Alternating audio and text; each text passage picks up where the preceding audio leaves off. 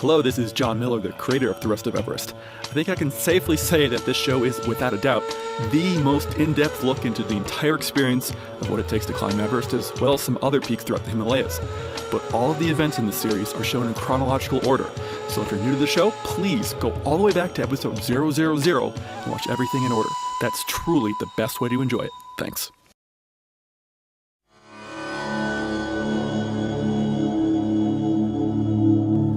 This is the Rest of Everest video podcast, an almost unabridged expedition experience. Episode 131, High Peaks and High Aspirations. Hello once again. Welcome back to The Rest of Everest, everyone. I'm John Miller. See how I mix that up a little bit? It's not the same exact sentence I say every time. At least that's what I'm trying not to do. But it's a very similar group of people, so I'm going to run down the list. It's Steve Beatty out in Canada, Kyle Anderson on the east coast of the US, John Farah in Germany, Berlin, I believe, John Coleman from the Midwest, from Ohio. Jeff Coe is calling in from the Bay Area in California. And then we've got Chris Marquardt and Monica Andre calling in from Germany.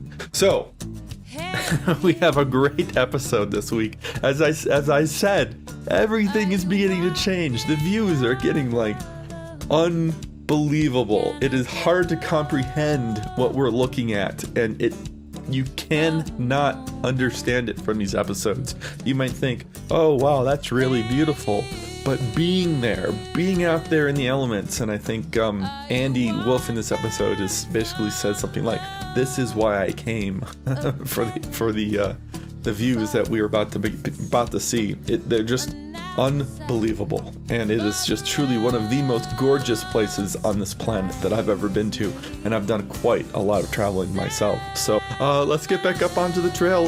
Right around the time we left the Apa Sherpa interview. So here we go. So this here is a beautiful wide-angle panorama shot by John Farah on his 5D Mark II.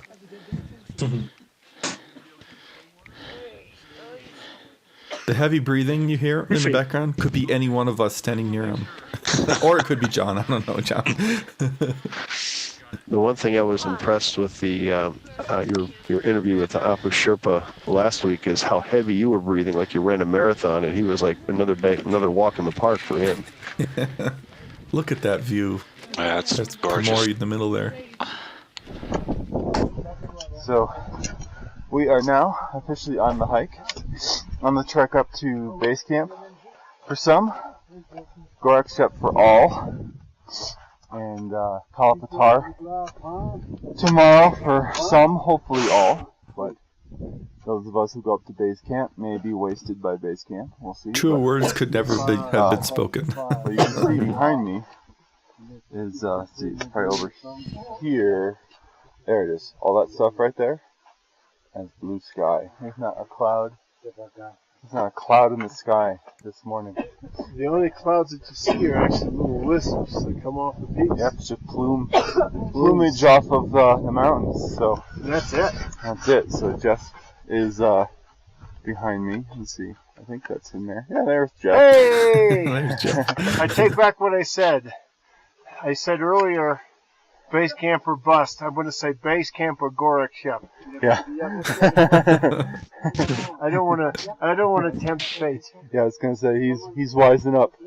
I think you often hear the expression missing the forest for the trees.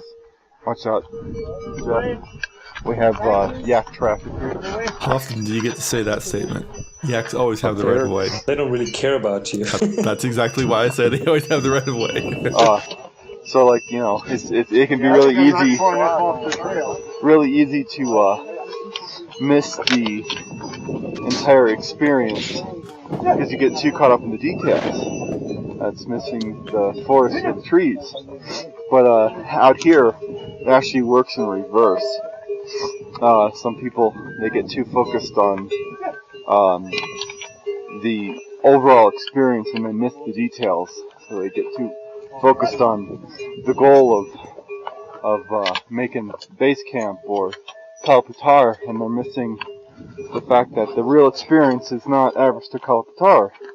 The real experience is everything that happens in between Kathmandu and Everest or Kalapatar. So it's a unique new set of rules out here. But in any case, enough of that. We have beautiful weather today. It is absolutely optimal. It's slightly warm, which is good. And just check out the view here. This is just from the trail. We just pulled over to let the yaks go by, and this is what we can see. That is Pamori. At the base of Pamori is going to be Kalapatar, which will, all things being relative, even though it's over 18,000 feet hill, it is just going to be a little brown bump. And then this is Nuptse, and beyond Nuptse, being blocked by Nuptse, is Everest. So it's pretty amazing here. And I know that Steve here is pretty disappointed by the whole affair. Oh, yeah. He was hoping for it to be more beautiful, better weather. Totally disappointed, I could tell. What are we getting all excited about, right? No, it's stunning. Like, everywhere you look, in every direction, it's breathtaking. Yeah, let me get the view. Let me get the view behind you, Steve. Let me get you in the shot. Well, I don't know what these peaks are, but they just tower above you, and they glow in the sunlight. It's really amazing. Yeah, they're huge. Out of the way. And we have more yaks coming through. But yeah, it's really amazing.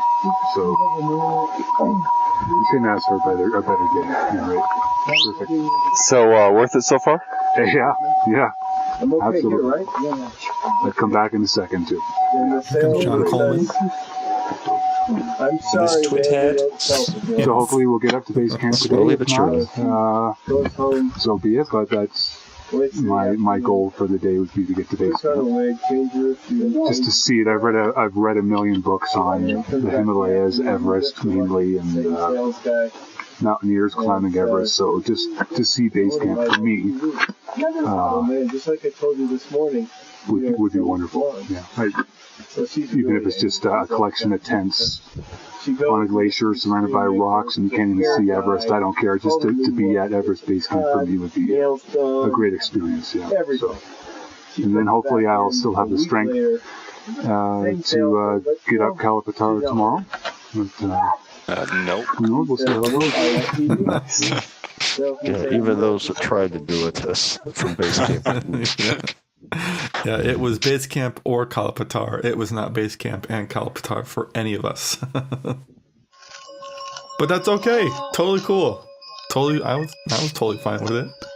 All of you were too. Even Jeff, who went for the both of them. Look at that guy. It's just like a wooden box or something on his back, filled with stuff. Oh. But look at what these guys are carrying. Unreal. That is so unbelievable. Even looking at it again.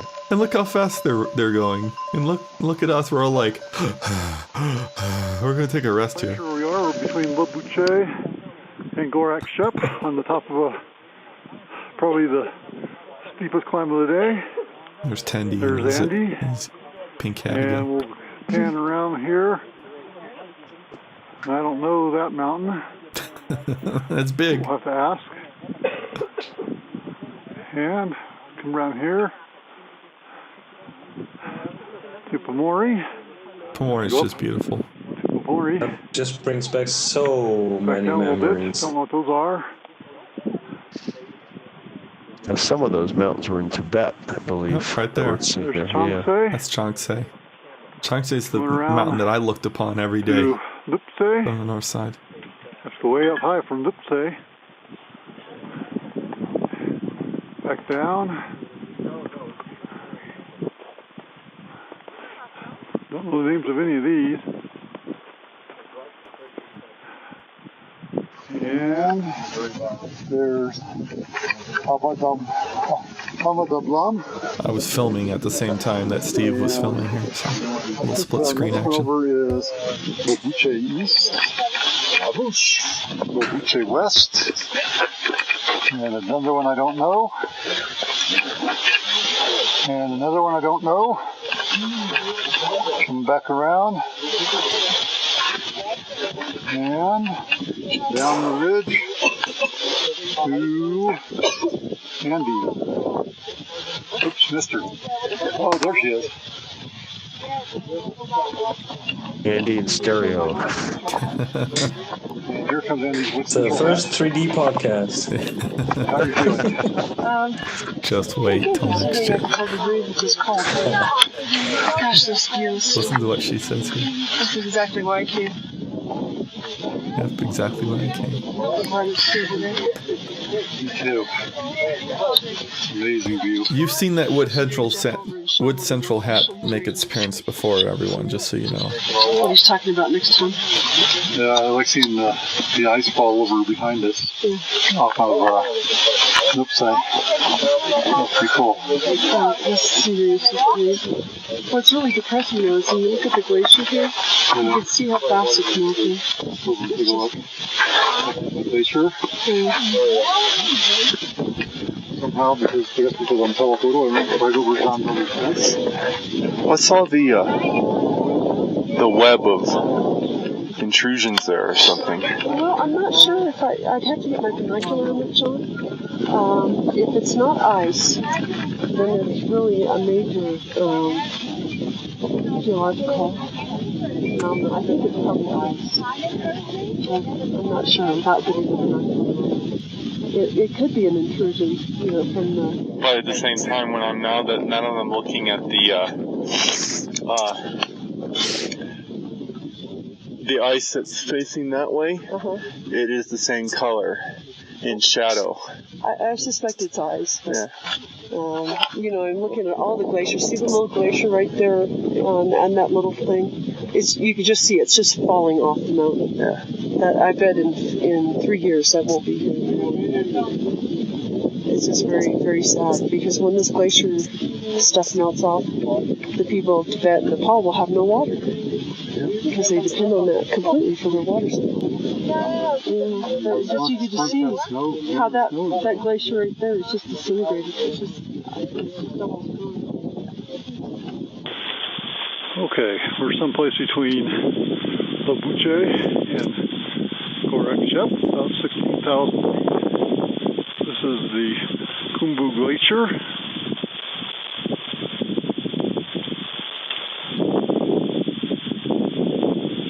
And in the distance, you can see the Khumbu Icefall. And right here is Everest Base Camp. Right in the center of the screen there, everyone. We'll move a little bit to the left and up. You can see Andy and Kalapatar.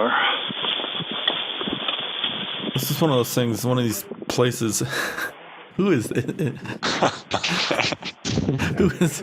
Who is that? But everything looks like it's just a few, just what are you doing, Chris? not too far away, but it was like base camp from where we were was like 5 to 6 hours for us. These beautiful mountains in the background. So we're now trying to do not with the gold, with the white one. You can try with the gold. Try with the gold. And here's the reflector. Thanks to Tilo, he carried that all the way up. take a picture like this. So we are now reflecting the sunlight into my face. This is gonna look weird. Okay. So what? A bit. That's a warm light. Yeah, but you can really see the difference that reflectors make. Hey. Okay. Warm. Damn photo. Yes. Look at Chris this. with a golden glow. Oh yeah. Send Chris. Not bad. Yeah. Oh, okay. Now we try with the white side. I guess Chris just got blinded there. That was just a comparison to see what difference the different surfaces make. What? With my head, yes. For my video work, I almost never use the gold side of my reflector. It's almost always the white. Actually, for the photo work, I never use the gold side either. It's too warm. and it's harsh. The problem is you see the reflector in the glasses. Yeah, that's the problem. The reflector reflects in the glasses as well. So I blame Karma. Without glasses now. That's his fault. That's all his fault. No, the white side, please. Yeah, this doesn't blind me. Then I'll be like this on the shot. Here, hold on a second, Samar.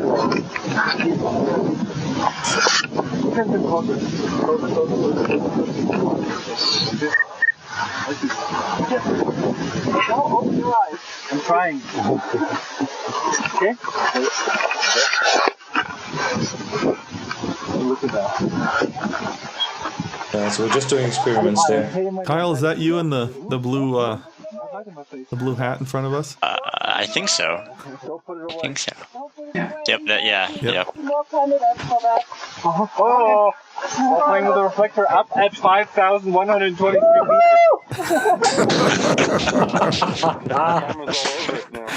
This is part of the fun. It's always fun. I'm always trying to market a little bit, but this is part of the fun of doing these workshops. This is a spontaneous workshop about reflectors up at 5,100 meters? Is that what we just said? I have to take one for the next trek for sure.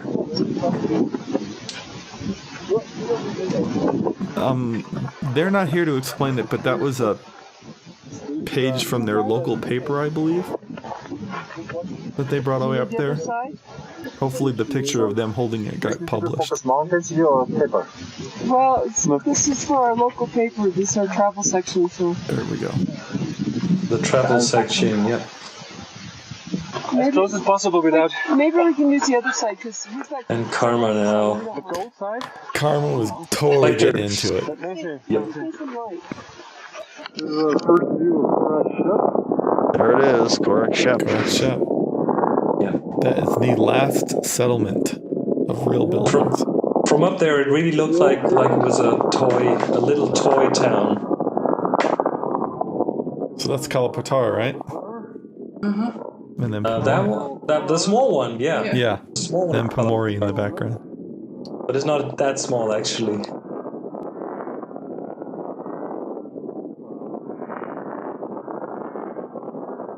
So we are now descending down into Gorak Shep, and I just have one of my pee emergencies. That was my third for the trip, where I say, okay, I can see down there and I can see Gorak Shep. It's all these buildings. They look very modern. They look almost brand new, to tell you the truth. They're probably not, but it was very new construction. And I said to myself, oh, no problem. I can make it down there. It's probably only about 5 minutes, and my bladder tells me differently. My bladder says, nope, I'm going whether you pull your pants down or not.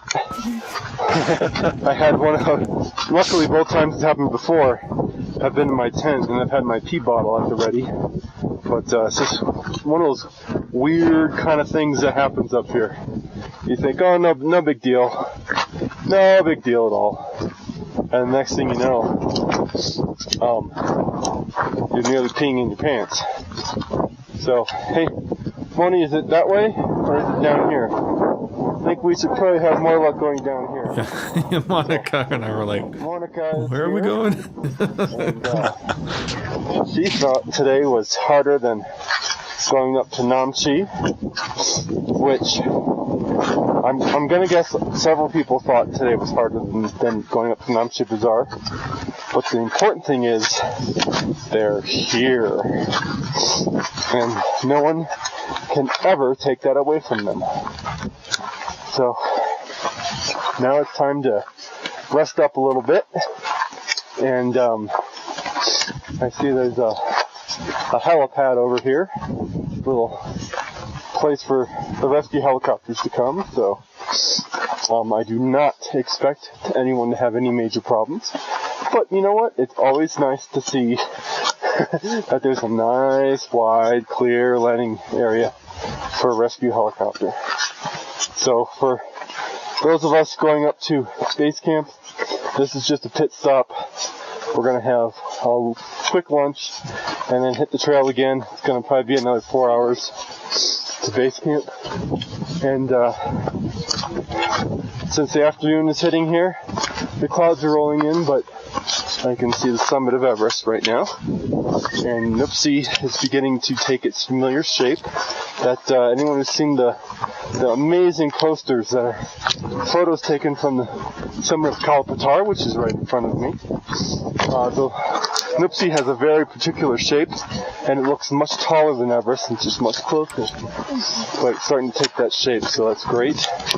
And Everest is definitely within reach. So I'm only going up to in here. A bunch of people having a good time inside here. We are now in Gorak Shep. You can see the buildings here. All carried up by I'm hand? only going to go to base camp, really, to just hang with Dawa for a little bit, for an evening. I want to show him the movie, if I can, the Everest the Other Side, because I don't know if he's seen it. I certainly haven't had a chance to show it to him. Since this is going to be the first real time I'll be able to spend with him since 2003. And then I might not even make it up Kalapatar tomorrow. I'll see how I feel, but my goal is going to be different from probably everyone else's. As my goal really is just to see my pal, so it'll be good. And then go home. Once we get back to Gorak Shep tomorrow, after people go up to Kalapatar, then it will just be a little bit of uphill, and then on average it'll all be downhill all the way to Lukla. So yeah, that'll be good. And then within just a few days we'll be in Kathmandu. So now we're just trying to find Karma Sherpa here, see where he went, since he kept going as I was peeing because he was on the radio, and we are completely lost. With no idea where he is, and haven't seen him head out. So you can see Kalapatar. Let's see over here. So that's Kalapatar right there. Mount Kumori. It's very small. Everest over there. Okay, yeah. So there's Karma waving us in. So time to get some grub. Hopefully we'll be able to eat it. Woohoo! Talk to you in a little bit.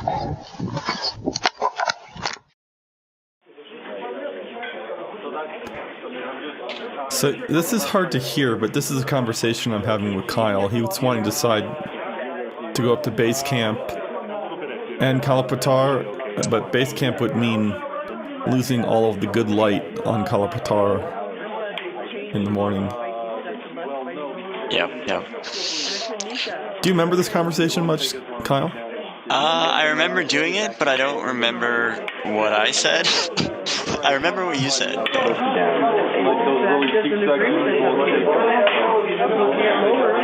It's very hard to understand. There's so many people in the room, but basically, by this time I gotten to know Kyle pretty well. We're kind of in the same business, professionally, doing commercial production and stuff. But I knew that Kyle was a light guy, and I knew that he'd prefer the better light on Kalapatar in the morning than in the evening, afternoon or evening. Yep.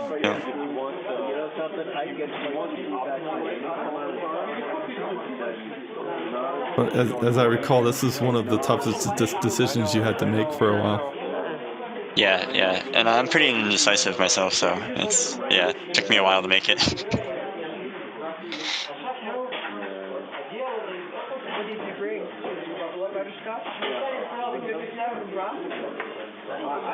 And this is a tough decision to make because you're there. You're within reach of both places. But the reality is that it's for many people it's going to be one or the other or neither. Well, this was the price of being snowed in that extra day at Lobuche, and we thought at that point that we weren't going to even make it this far, or at least possibly weren't going to make it this far. But I knew that by this point that Kyle is a real artist. Kyle Kyle does a lot of 3D work. That's your specialty, as I believe, Kyle. Yep. And has done some work that I bet everyone in the U.S. audience has seen. You just don't know it was Kyle. He does a lot of high-level work, and I just knew he was an artist, and I knew that he would be kicking himself for going up to base camp, and there's not. I mean, you can see stuff from base camp, but it's not the same as going up Kalapatar. And I really wanted him to go up Kalapatar instead of base camp, because I knew that it would be a more gratifying experience for him. But at this point, knowing him how I did then. Yeah, and thank you. I'm really happy with the decision I made. So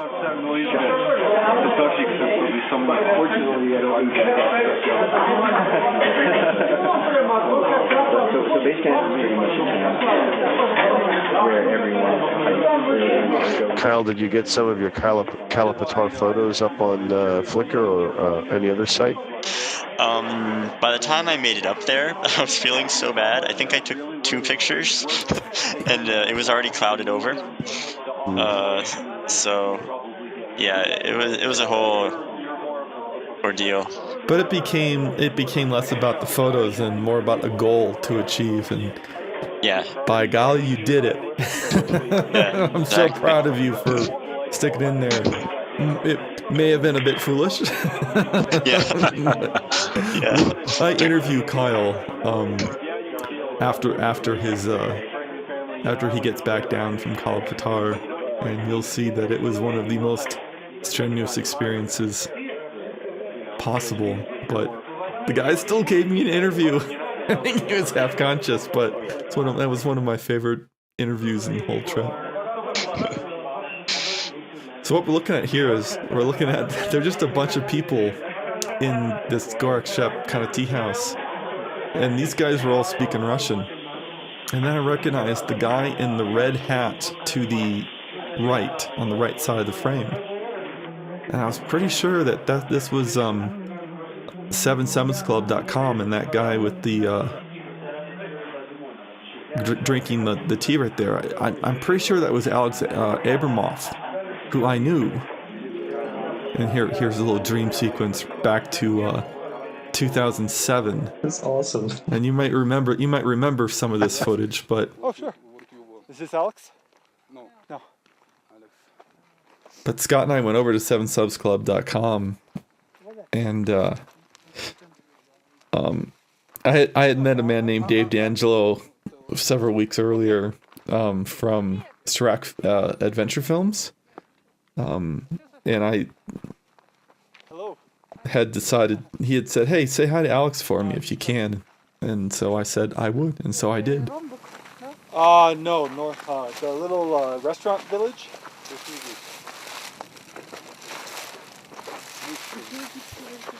But you want to speak with Alex? Yes. Don't you? Is he here? Not here. We're having a meeting, but. Oh, I'm sorry. I don't mean to interrupt. No, we are all starting it.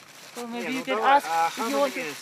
Oh, just 1 minute. Yeah, sure. But again, you can see how nice everyone is. I have a friend who is in Colorado. Yeah. David from Serac Films. David D'Angelo. My good friend. I'm a friend of him, and he knew I was coming up here. I saw him about 3 weeks ago, and he just said to come in and say hello. Thank you very much. I'm John. Thank you very much. And so that's all. He sent me email also. So I'm not sure exactly if that was the same guy that we saw a little bit earlier, but that was 2 degrees of Kevin Bacon. No, just sorry, 2 degrees of separation. So we did indeed have lunch here at Gorak Shep. The group going up to base camp has gotten smaller. I think it's a good thing. Some people are on the fence, and for better or for worse, I think I was able to convince them to stay put here in Gorak Shep, rest for this afternoon, so they can get a really early start tomorrow. I know Kyle specifically was not sure what he wanted to do, but Kyle, I think, was going up to Everest Base Camp so he could say he'd been there, but I've gotten to know Kyle a little bit. I really like Kyle, and I've gotten to know him a little bit well on this trek, and he's just really more, as I told him, of a light and ether type person, and I think he would be much more interested in really good lighting conditions. And only the people who leave from Gorak Shep first thing in the morning tomorrow are going to get the best lighting conditions and the best chance for the clear sky. So I think that really was his best bet. So once I said that to him, you could see the click of comprehension. He's like, yeah, I'm going to stay here.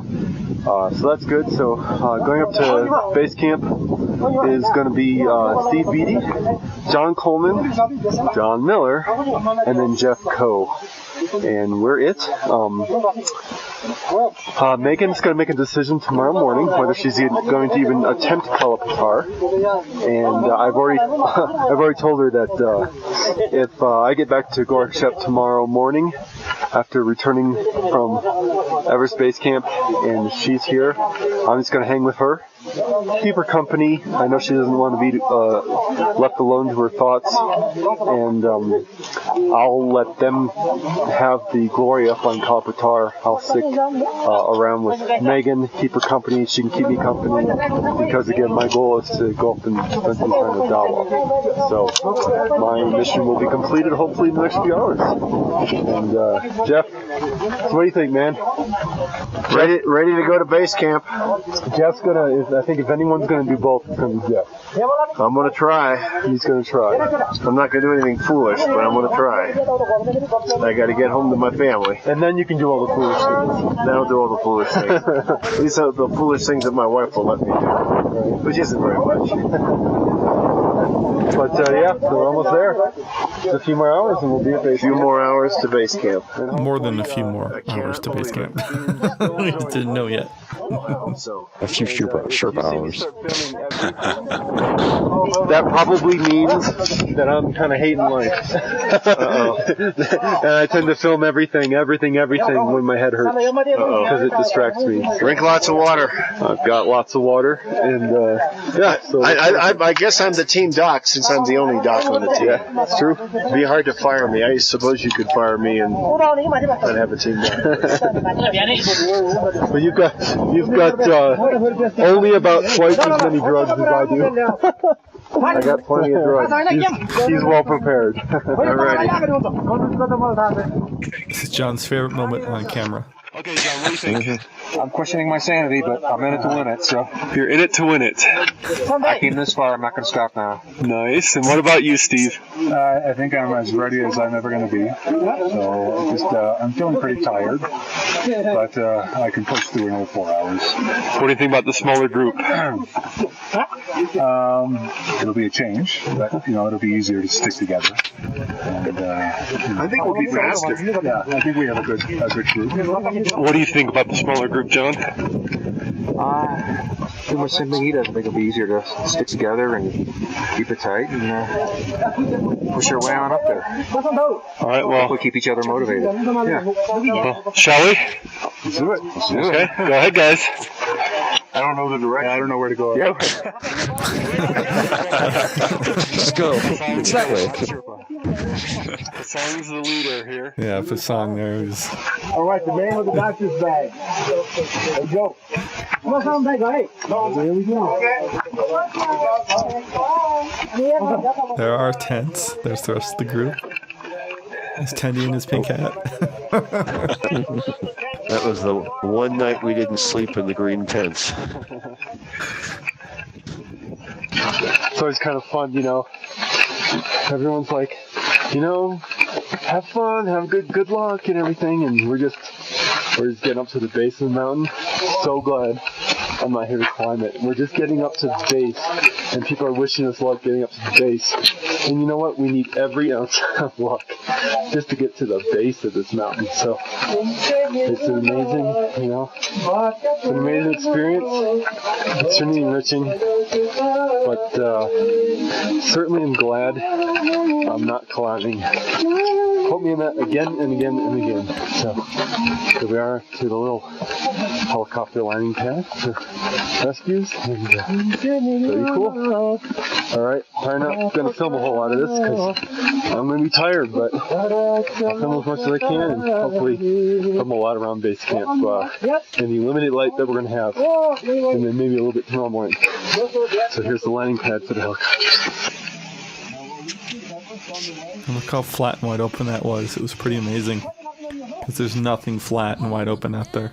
Doesn't even look as big as it is. It's much, much bigger than it looks. And you know that whole that whole way, John Cole making fun of you a little bit. How you were making fun of yourself on Facebook, I think, or in your blog, saying minute to win it and everything. But I thought, what the hell was I thinking? I thought that was right on, man, because you were there, you were going for it. And but the episodes coming up are gonna be so cool. Next episode 132, yes, we do make base camp, and we will have a secret guest appearing in the commentary of 132 coming up next week, which I'm very, very, very excited about. And I think all of you will get a real kick out of it. So I won't say who it is. I know some of you guys have figured it out, but I'm not gonna. Don't spoil it for the rest of the group. So anyway, thanks a lot, guys. Really appreciate it. Great having you along on the commentary. So much fun reliving this trip with all of you through the podcast. So thanks so much. Sure. Thank you. Thank you. Yeah, thank you, John. Take it away, Wendy Wu. The Rest of Everest is downloaded all over the world every day, and watching the show has become a part of many people's weekly routine. The show will always be free to download, but it's by no means free to produce. Please help me cover my costs by making a small monthly or one-time donation from the right sidebar on my website, and in return I'll give you some cool bonus materials. A donation of any amount will grant you access to some interesting video content, including high-definition versions of several podcast episodes, a one-time donation of $25 or more, or any of the monthly donation options will additionally grant you access to a downloadable version of the film Everest the Other Side, which episodes 1 to 61 are based on. I really cannot express how vital these donations are, and if you've made a donation, thank you so much. As always, our announcer is Marlon May, and our music is provided by Wendy Wu. Check her out at wendywu.com. Thanks so much, everyone, and we'll see you next week. Thank you for watching The Rest of Everest. For more information on the expedition, please visit therestofeverest.com.